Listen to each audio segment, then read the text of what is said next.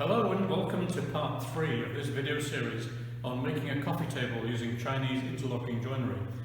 This coffee table was made in part 1 and part 2 to this point without any glue or nails or screws holding it together. It's actually pretty strong. I can stand on it quite comfortably. It doesn't bend or do anything weird. So to finish this coffee table in this part, I just need to build this shelf that goes between the legs. I'm going to get on and do that in this part, and then sand and finish, varnish the thing, make it all finished, and then we can wrap up this video series. So I made this piece of plywood. It's exactly 200 millimeters long, so I can kind of do this and figure out exactly where the shelf's supposed to go.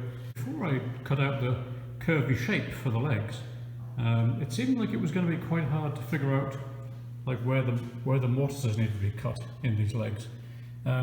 But now that they are cut into curvy shapes, I'm not sure, maybe it's even more difficult. At least now I can see where they should be, but I've had to come up with this rather interesting clamping arrangement.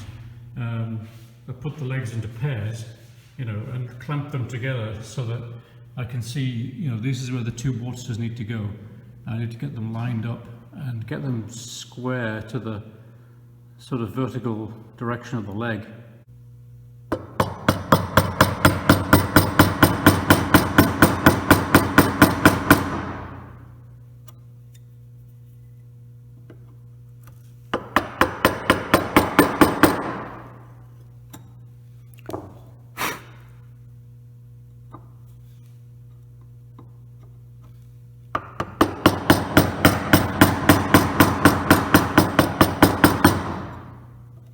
So I've resorted to using the drill press and drilled holes in these 3 legs and this one too, and then square this one off with a chisel.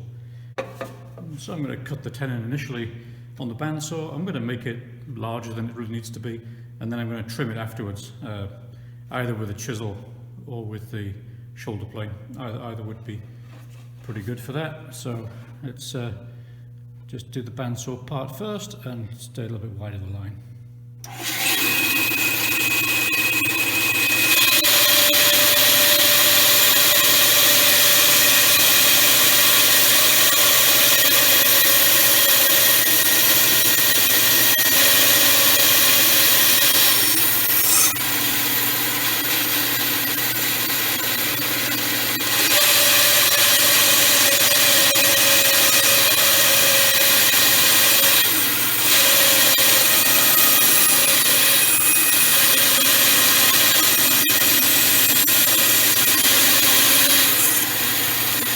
So just a little bit of gentle tapping, this was actually quite easy to put in. What's apparent, of course, is that because the leg's shaped, that even though the mortise and tenon joint is fairly tight at the top, and I could probably get a little bit tighter with a bit more tapping, it's not so tight at the bottom. So I need to recut this shoulder and give it, a slight angle to match the angle of the leg, so that it will be, tight at the top and the bottom. So. Apart from that though, it's actually pretty strong. So I matched this slope here to this slope of the leg, so that now if I place this in here, quite a bit of tapping maybe to get it all the way in.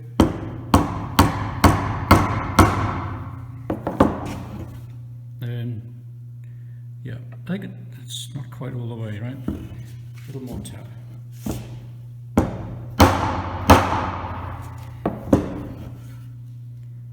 Yeah, I think I might need a tiny bit of adjustment, but yeah, basically it fits pretty well, and it does actually match the slope of the leg. So I finished fitting these bars between the legs to take the shelf, and I am amazed by how robust this table now is. What with the double sliding dovetails down the corner of the legs here, plus the 2 pins that go into the tabletop, plus this bar going across here.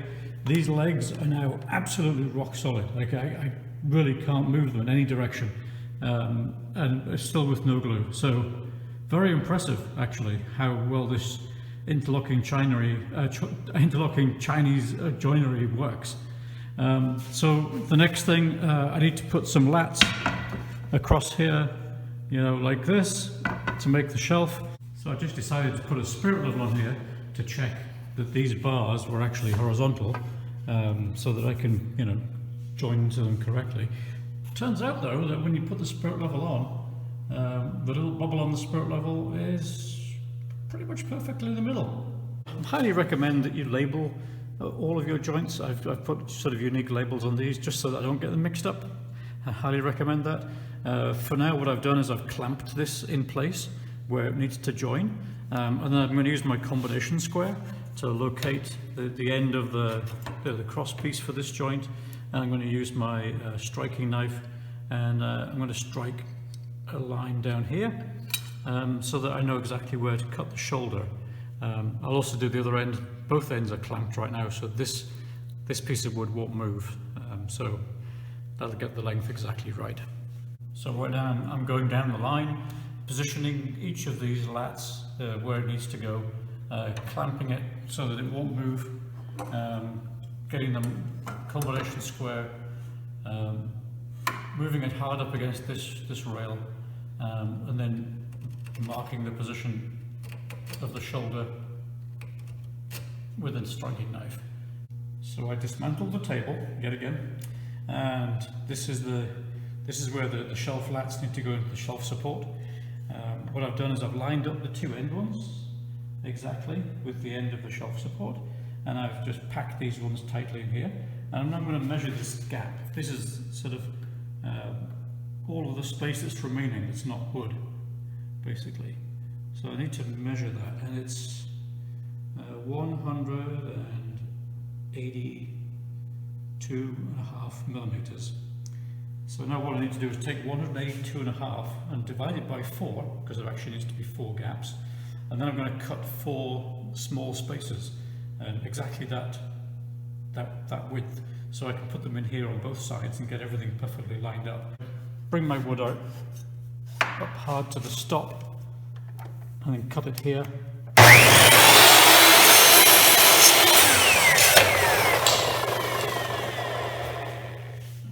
They jumped across the workshop. Let's check it out. We were looking for 45.75. It's actually 45.46. It's a 1/4 millimeter too small. I think that's fine. So yeah, got to cut a bunch of these, and I'll use them to space out the bars on the shelf. To cut one of these through mortise and tenon joints with a sword tip miter, you need to take the thickness of your wood and divide it into 4. So I'm going to do it in half first, and then do half again to get 4/4. I'll need to mark up this piece of wood, which is the end of the shelf. I'll also need to mark up the shelf pieces themselves with the same settings. And I'm going to reference all my settings off the top of the shelf, so that the top of the shelf is perfectly aligned. If the bottom of the shelf is not perfectly aligned, if there's a small gap here like that there is right now, that's fine on underneath the shelf, but we want the top of the shelf to be perfectly flat. So next I need to cut the sword tips. So they need to be cut into here where the lats come in here. There needs to be like a sword tip like this. I need to cut 10 of them. There's 5 on each rail. So I thought it was worth the effort of probably making a template. I found this piece of metal. It's just a piece of scrap metal from some other project. I thought if I made a template, the same width as the lat, and then cut like a sword tip shape into it, I can place it on here and I can trace out all 10 of them, and then they'll all be exactly the right size and shape. I'm going to start by making a straight edge on one side of my metal as a reference, so I can measure everything else from there. And I'm just holding a file in my vise and just running the metal across it a little bit. Using my reference edge, I've now marked a 90° across the piece of metal. So I'm just going to cut across there. This is the piece I'm going to use for my template. This bottom piece will go back into my pile of scrap bits of metal. So I have this 3-ton sheet metal press, which I've had for many, many years actually. Comes in useful just occasionally, but for situations like this. So I'm going to take this piece of metal and I'm going to use this to cut it to the size I need.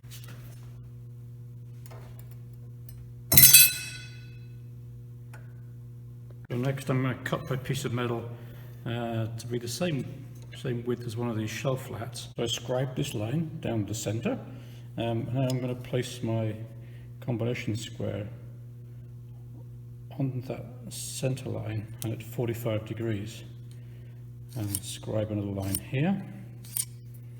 I'm just taking my sword tip, seems to be exactly 90 degrees. Okay, so I finished all the cutting. Now I just need to bend my template to 90 degrees.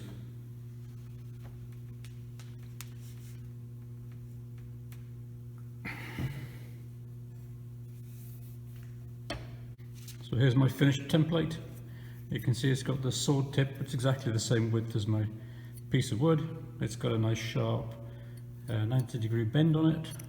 The sword tip is also exactly at 90 degrees. So with the spacers in, everything clamped down so that it can't move. This represents exactly where these lats need to go on this end frame. I'm going to take my template, which is exactly the same width as the wood, so it fits exactly into here. I'm going to hold that firmly like that, take my striking knife and mark the position of the spearhead. Okay, I'm going to do that in all 10 positions.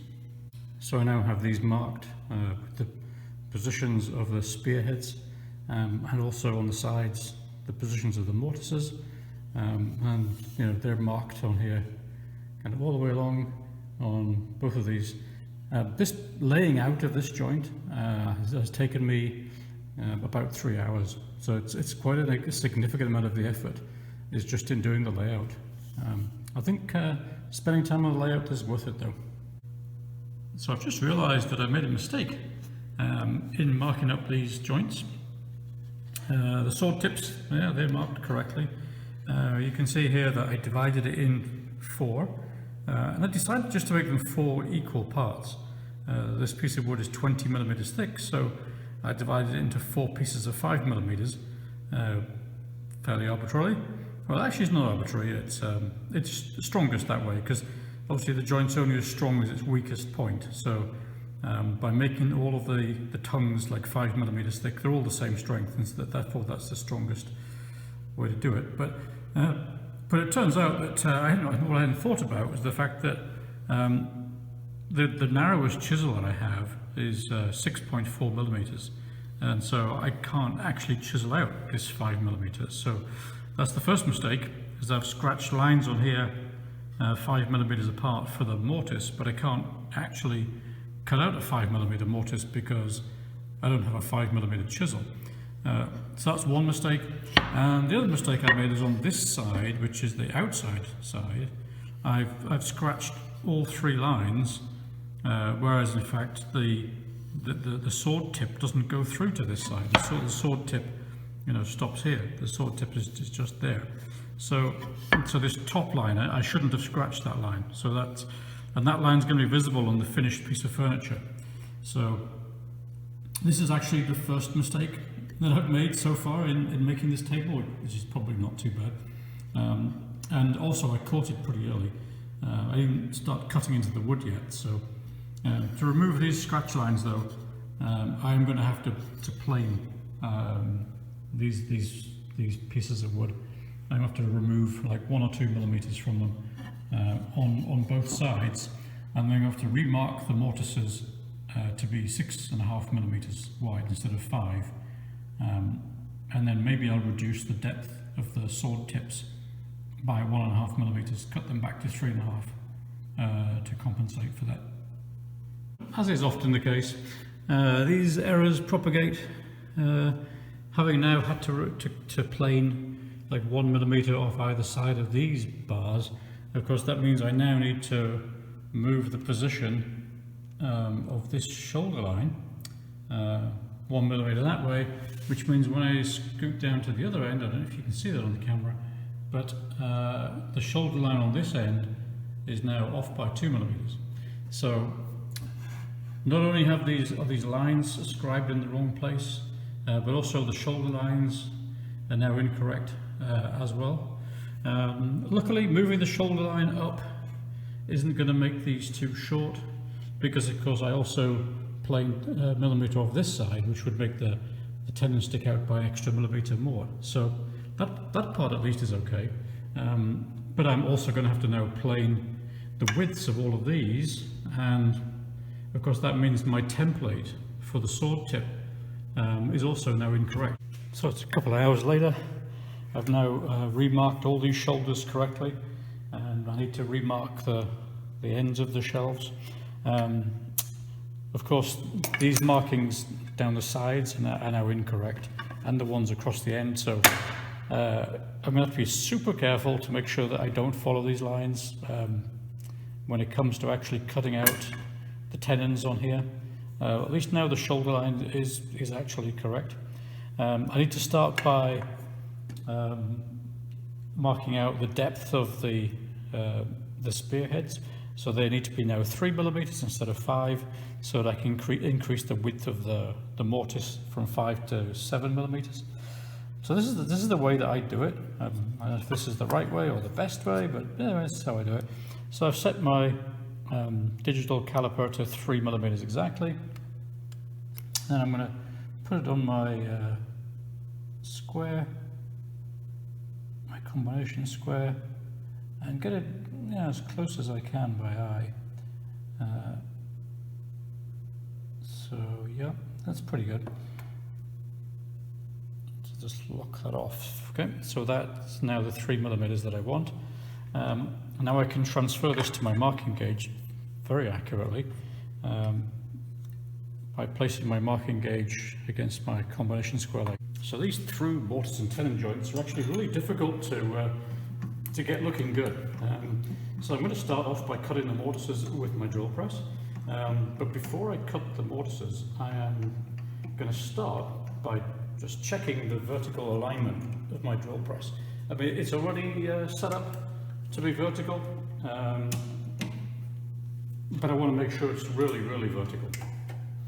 I've set up the drill press. It's now nicely vertical. I put a 1/4 inch drill bit in it because my mortises are 7 millimeters wide, and a 1/4 inch is 6.4 millimeters, so just a fraction under. And I've tried to set this fence, to the right spot. What I'm going to do is I'm just going to drill into this piece of scrap wood and then measure it to make sure that the hole's in exactly the right place before committing to my real wood. So let's make a hole in this one first.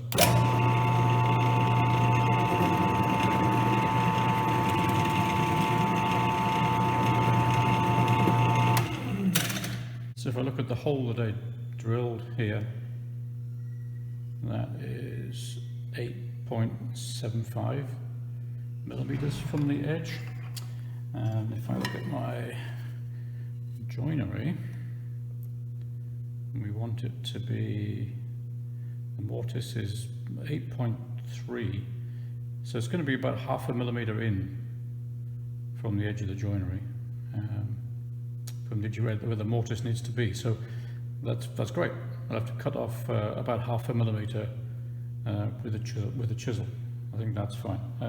We'll just check the other side of the hole. So the other side of the hole, the outside, make sure that's not beyond the other side of the mortise. That's 14.6, and that's almost spot on the other side. So probably we should, if possible, bring it back by like a 1/4 millimeter would be perfect. So let me move this fence, try and move it here by about a 1/4 millimeter. I can do that by just moving the end of the fence by like 1/2 millimeter. That will move the center of the fence like by a 1/4. So I'll do that. So I adjusted the fence and drilled a second hole here. That's 8.4 millimeters. So that's now very close to the other side of the mortise. Yeah, it's not quite there though, so still a little bit, there's still, about 0.2 millimeters to take off, so about 0.15 millimeters to take off with a chisel. I think that's probably good enough. I'm going to go with that.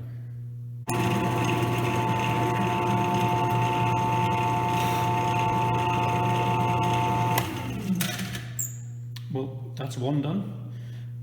Only 9 more to go. Of course, I also have to flip this piece of wood over and do the same on the other side. This is the actual inside side. This is the side that will be visible to the table. This is the side that's really important to get right.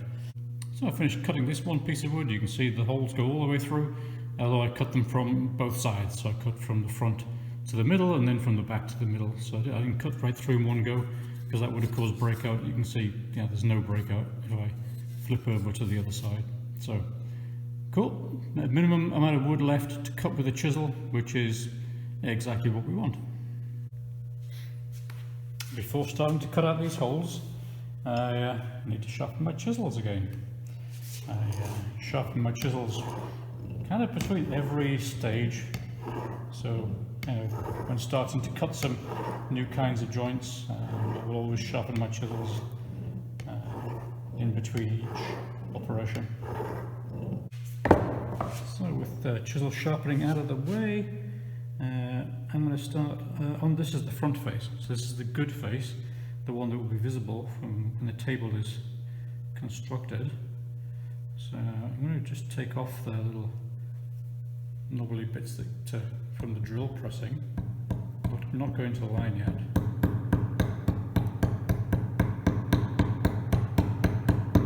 And when cutting along the grain like this, it's super important to tap very, very gently. Otherwise, it will tend to just follow the grain rather than cutting on the line.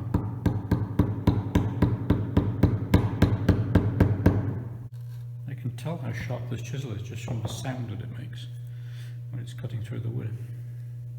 Okay, now we're going to do the ends. So, yeah, take about half of the material.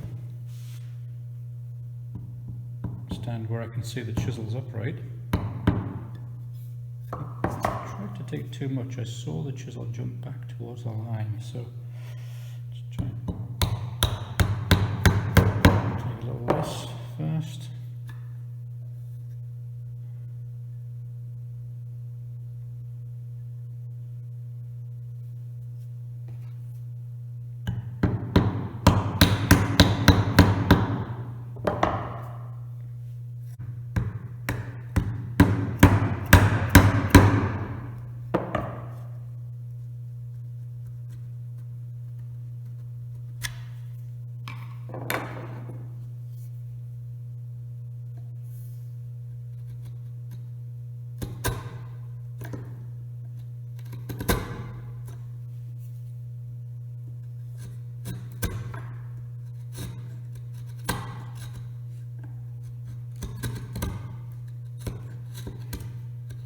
That's the sound of a sharp chisel.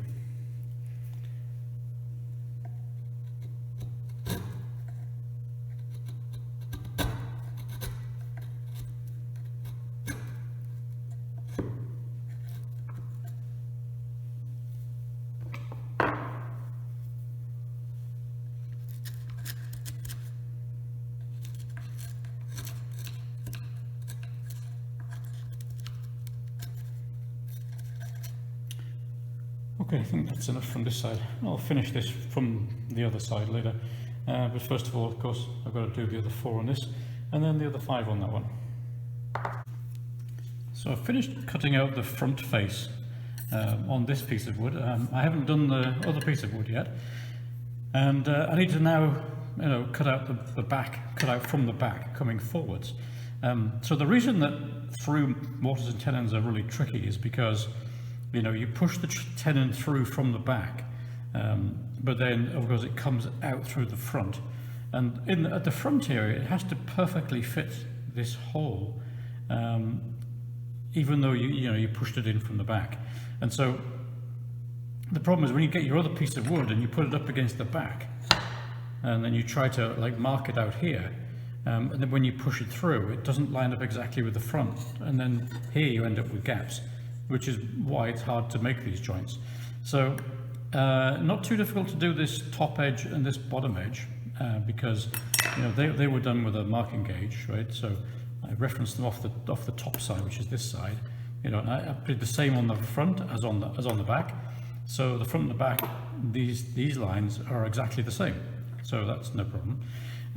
But these vertical lines here need to be exactly the same spot on the other side of the piece of wood, and that's a little more tricky. So what I thought I would do is I thought, because I'm intending to round over these corners later, I might round them with I might round them with some sandpaper, or I might kind of round them off with a router. I haven't really decided yet, but I will be rounding these over. Not these ones at the back, because they continue through onto the lats, but these front corners will be rounded over. So what I thought I would do would be to take my marking knife, put it hard up against the inside of this mortise, and then slide my combination square right up to it. And then, well, I'll take my marking knife and I'm going to make a small indentation right on the corner. When I round this corner over later, this indentation will get removed. But then, having made the indentation on the corner, what I can now do is put my knife in that indentation and then slide up my combination square, and then make another indentation on the back. And now I can use this indentation to carry the marks through to that side, and so I know exactly where to cut on the back side of the wood. So to test that you got it right, you can just take a square, slot it through the hole, make sure that you have a square here, push the square up to the end of the mortise, like this. Make sure you can see that. Okay, so we push the square up to the end of the mortise on the front side, and then we flip it over, look on the back side, and yeah, that's exactly right. So I now have both of these pieces of wood with the mortises fully cut out. The mortises go all the way through, and they seem pretty clean. So the next step is to, I'm not showing it very well on the camera, but to cut out these sword tips. So the sword tips, there's a line marked along here at 3 millimeters. That's the depth of the sword tips, and of course there's this triangular profile. So I feel like I got to a point where I'm able to make these sword tips pretty cleanly. And if I zoom right in on this one, I think you'll see that it's actually not bad. I mean, the depth of the sword tip is pretty much the same all over. The lines are very sharp and clean. It's very nicely cleaned out at the bottom. So yeah, I thought this would be a good time. I've finished this particular piece of wood. You can see this one is now done. So I thought this might be a good time to show you like how I've been cutting these sword tips. So the first step would be to fasten your wood securely somehow. If you have a vise, like a Moxon vise, that's fantastic. I don't, so I just use these kind of clamps and clamp it to my workbench, just so that it doesn't really move. It's also best to clamp it over a leg if you can do that, so that the power that you apply here gets transmitted down through the leg. That is better. I don't really have that option. And then fill the mortise with a piece of wood, which is a reasonably tight fit, so that if you bang down on here with a chisel, it's not going to kind of damage this wood underneath here. Next thing is hone your chisel. Before every joint, just a little bit on here. So we just have to drag it a few times on the back of the leather where there's some sharpening compound, and then just finish it on the smooth side of the leather. Okay, and then just in case there's anything on the back, just the fat side. The next thing I try to do is create a little groove here, maybe about 1/16 of an inch away from my line. My line is here, and I found the best way to do that is to put the chisel, like 1/16 of an inch away from the line, let's say about here, angle it at about 45 degrees, and then just give it a couple of decent taps. And then go at it from the opposite direction to make a kind of V.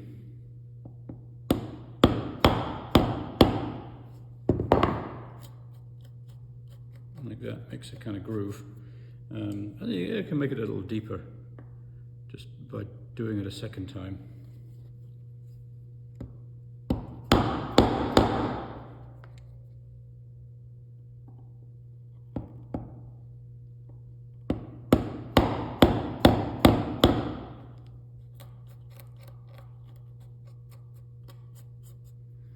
Okay, so we need to do that all the way down to the end and then down the other side as well.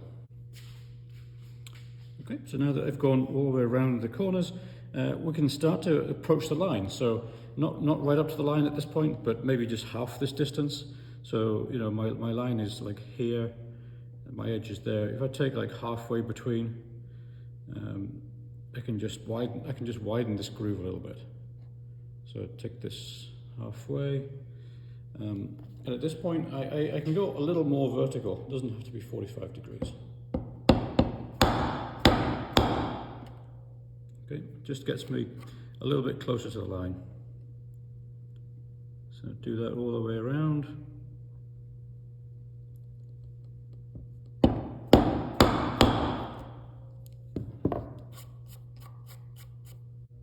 So you can see we're still not up to the line at this point. There's still a small gap there between the groove that I cut and the line at the final position of the sword tip. And you can also see the line scratched on the front here, which shows the depth. And of course, I've stayed away from taking it to the full depth. Okay, so when I get it to this point, this is when I take out my router, and I'm going to route out that piece in the middle, and I'm going to have my router set to exactly the 3mm depth that I want for my sword tip. So that will make it exactly 3mm. I'm not going to video that part. I'm literally just going to get a router and just take out that middle piece of wood to a depth of 3mm. So after using the router, the joint now looks like this. You can see we now have a perfectly flat surface, which is 3mm deep, which is I can use as a reference for how deep to cut with my chisel. And if I zoom in a bit, you'll see we still have the line of where the sword tip needs to be cut is still there. Okay, so now I need to get rid of this piece of wood. So I'm going to put my chisel, let's hold this a little better. I'm going to put my chisel here. Now I can go vertical at this point. Just go straight down. Okay, and then I can use the fact that this is flat to go in this direction to take out that piece of wood. And then you see we end up with a nice crisp shoulder here, and that's close enough now that I can go onto the actual line itself. So I should find the line with the edge of the chisel and straight down.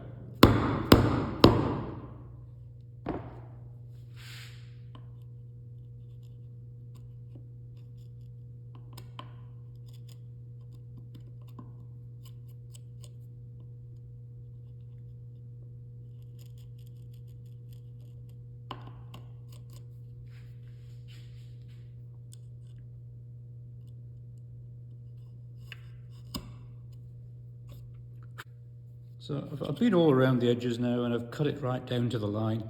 And the final thing I just need to do is just get my chisel and just put it in the corner there and just drag it like this, just to make sure that the corner's really sharp and clean in here, and there's no little bits of debris left.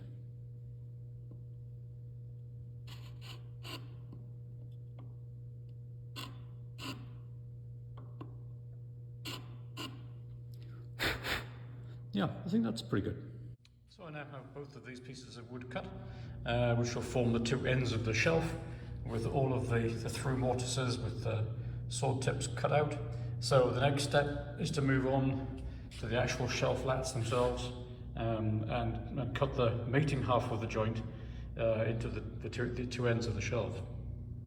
So to get started cutting the male part of this joint, I need to get my marking gauge, put it up against the female side, just put it hard up against the inside of the mortise, tighten it off, and then put it onto this half and just scribe a line, and then mark this piece as the waist. And then what I'm going to do is take this over to the bandsaw, because the bandsaw is more accurate than my tenon sawing, and I'm going to saw along these lines inside the waist, leaving this piece as the tenon and this piece as the sword tip. So here I am at the bandsaw, just getting ready to cut it to this wood, and I've got a 3-2-1 block here, so I can hold up against my wood, just to make sure that it's maintained vertical as I'm feeding it through the saw.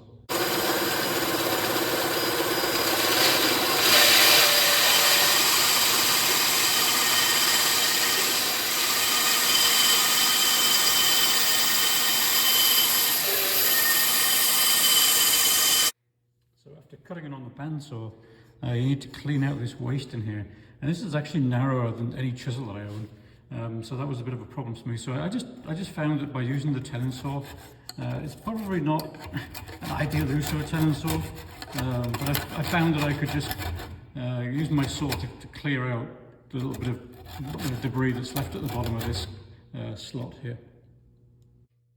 So the next thing we need to do is set the width of the tenon. This is going to be the tenon here. It doesn't need to be the full width, it needs to have a shoulder at the front and back. This, of course, down here, this will be the sword tip, so it does need to be, retain the full width. But this needs to be cut down to fit into this mortise. So in this case, we want the edge of the wood lined up with the edge of the shelf support. We want it exactly like lined up here. So actually, in this case, it's pretty easy.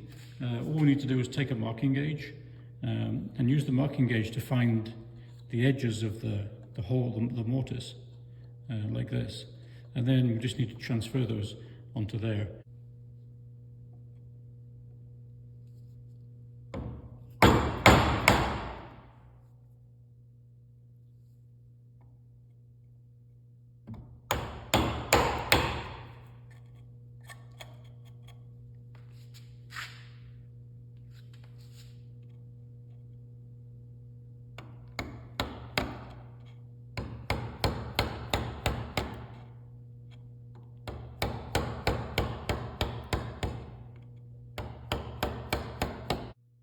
So that was actually quite easy, and it didn't take that long. It's nice and flat, if you can see, but it's going perfectly on the line. So I don't know, in future I might even consider doing my tenons with a chisel instead of using a tenon saw. So the next thing we need to do, after cutting the sides of both of the tenons, we need to try it inside the mortise. But in order to do that, we're going to have to cut a little bit off the sword head here. It's okay to cut a piece off the end, because the sword tip's only like this. It doesn't go all the way to the end. So we can safely cut a piece off, and then we can try this tenon inside the mortise. So I cut across here with my tenon saw, and now now what we can do is these pieces should now fit together like this. Okay, obviously it won't go all the way because I haven't cut the sword tip yet. But now we can take our first stab at positioning the sword tip. So get these so that the mortise and tenon are plugged together. Okay, and so that the two pieces are 90 degrees. And then if I take a ruler like this and put it in the sword tip, this won't be the final position, but this will allow us to assemble the joint a little further, and then we can get a better idea of exactly where this needs to be. This should be parallel to the final position of the sword tip. So I cut this with a tenon saw and tried it in the joint. What I discovered is the joint's not going together because it's a little bit high just here, particularly on this side. So unfortunately, I don't have a chisel that will go like between these two things. It's too narrow, but just so happens it's the same thickness as this file. So I'm going to have to get this file in here and try and use the file to ease this gap between these two bits of wood, like this. This is not going to be very easy, but never mind. Let's get on with it.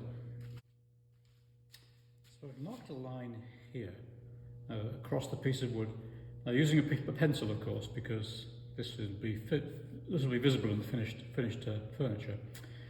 So I've marked a line across there, and then I pulled the joint apart to a place where, if I put a ruler here, this ruler exactly intersects that line on the shoulder, both here and also there. And then I've put this square here and clamped it in the square. So these pieces can't move, and they're exactly at 90 degrees. So now what I need to do is put my ruler here into the spearhead. Sorry, it's a sword tip. I keep calling it a spearhead, I don't know why. And then this is where the sword tip needs to be. Okay, so if I cut to that line and then push this in, this shoulder should come exactly to here. I'm paring this down close to the line with a chisel first. The chisel needs to be pretty sharp to do this, just to get the majority of the wood away. Then I get close-ish to the line,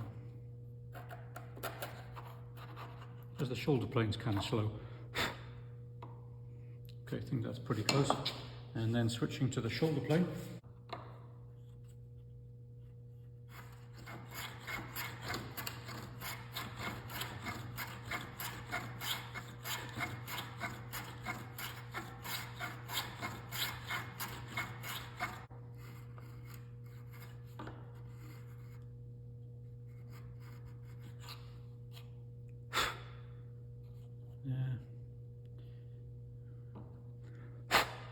I think I'll try dry fitting it first before taking any more. I think actually I'm just not quite at the line. I'm going to take it a tiny bit more.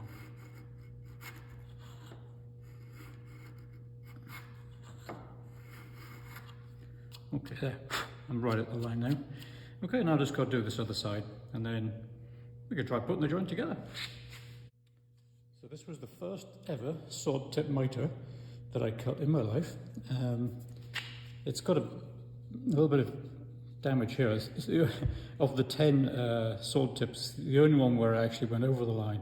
So this isn't going to be the best one, but that's actually why I chose this one to do this one first, because this is a little bit damaged already. So if this one isn't like perfect, it's just making this particular joint even less perfect. So anyway, so slides in fairly well to that point. It requires a little bit of force to get it all the way in. Doesn't look too bad. Let's get my square. It needs to be a bit more this way. Yeah, I think I need to, it's not quite all the way home, and then this one, there's a small gap here, not so much here. So I think I need to take my shoulder plane and just reduce the slope of that one a tiny bit. This one looks a little better. Well, we're almost there. The mortise and tenon joint looks pretty good, and the way the mortise is sticking out at the end there, it seems to, completely fill the tenon without any gaps. The tenon fills the mortise, I should say, without any gaps. So that's good. I just think I need to take a little more off this mitre, especially this side on the tip. Making sure that I'm assessing this when it's totally square. Yeah, this one's pretty parallel sided. This one is a little bit tight on the tip, so I just need to pare that down a tiny smidge there. So after a fair bit more fiddling around, I did eventually manage to get this joint to go together. It's not absolutely perfect, but considering it's my very first attempt at making a through mortise and tenon with a sword tip mitre, which is a very complicated joint to make, I actually think it's not too bad. The worst part is just around here. There's actually a piece that broke out of the shoulder there, which I'm going to need to sort of glue back in or something. So and there's a little corner missing and stuff. So this is a bit messy around here, but otherwise it was a very first attempt. I think it's not too bad. I'm pretty satisfied with it overall. I finished the two outside lats of the shelf, and I thought before I put the other three through the middle, I'd just check that the whole table actually goes together. It's not too bad. I think these lats, are quite pretty. I think I need to push that that mortise and tenon together a bit tighter. But yeah, I think the sword tips look quite pretty. The whole table does actually fit together, and yeah, I think if I put the other 3 lats in the middle, and then I think we should be good to go. So I've now finished all 10 of these 3 mortise and tenon joints with sword tip miters. This is a very hard joint to cut. This has been quite a slog. I've tried each one individually to make sure that they fit, but now I need to put like the whole of this shelf piece together. And if this all goes together, then that's going to be the end of this video. And then in part 4, I need to sand and finish the whole table. But for part 3, it was to make this shelf, and I've made all the pieces. So let's just see how well the whole thing now goes together. Some of them slide in easily, some of them require a little bit of persuasion. Ooh, that one's going to need some persuasion. There's number 2. A little bit of persuasion. Ooh, that was a bit tough. So the thing I'm not sure about is whether when all these shoulders are lined up, will all of these shoulders be lined up? That's something I haven't tested yet, because I've only just tried putting these lats in individually. But we're about to find out.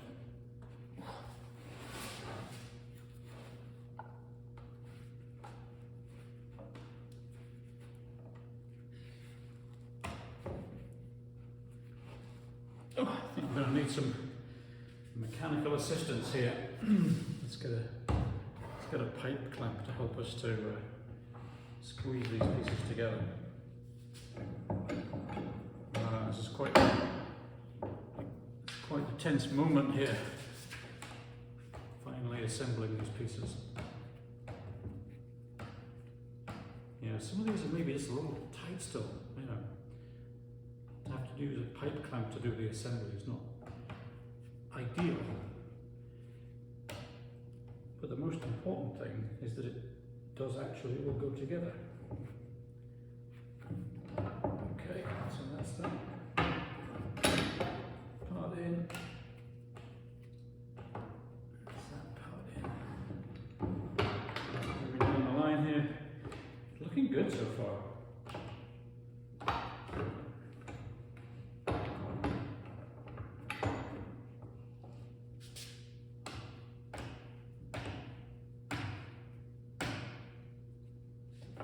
Okay, that's all of the sword tips engaged, and you know what, I'm reasonably happy with it. Yeah, I mean, gosh, this is far from perfect, and there's definitely some gaps here at some of the shoulders, but on the whole, yeah, I would say that's a shelf. So this is what the finished shelf looks like. Some of the sword tips are slightly better than others. I think this one it turned out pretty nice. It's not perfect, but it's pretty tight. All of them are okay though. I mean, that one's a little bit worse, right? This one's not quite fitted. Maybe I could just squeeze it a bit more with the pipe clamp. But on the whole, yeah, it's turned out pretty good. So I'm looking forward to getting this joined onto the legs and put this whole table together. So that's it for this part 3 video. I think this was a good little tranche here. I've got the shelf built. I previously had the legs and the top built. All the pieces are actually now done. All the carpentry is finished. All I need to do now is just do the sanding and the finishing, the waxing, and maybe some rounding off. So I'll be doing that in part 4. I hope you'll join me for that and see what the final table will look like.